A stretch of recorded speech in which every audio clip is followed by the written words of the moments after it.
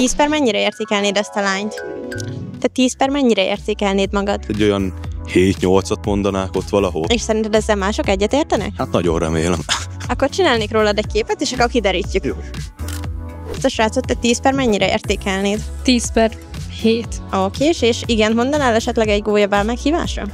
Szerintem nem. És te mennyire értékelnéd magad? Magamat is egy 7-esre. De egyébként miért nem vinnéd el, hogyha magadat is, meg őt is hasonló értékre értékelted? Azért, mert barátom van, és nem ez a játszik szerepet. Ez így teljesen érthető. Akkor csinálunk róla egy fotót, és akkor Jó. megkérdezünk másokat is. 10 per mennyire értékelnéd ezt a lányt? 10 per 8. És elvinnéd esetleg magaddal a gólyabálba? El. És magadat 10 per mennyire értékelnéd? 10 per 7. Akkor csinálok rólad is egy fotót, és akkor meglátjuk, hogy a többieknek mi a véleménye. 10 per mennyire értékelnéd ezt a srácot?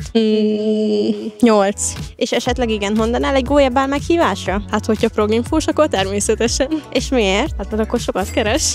Jogos érv. Ha te is vadásznál magadnak egy gazdag férjet, akkor gyere el november 21-én a gólyabálba.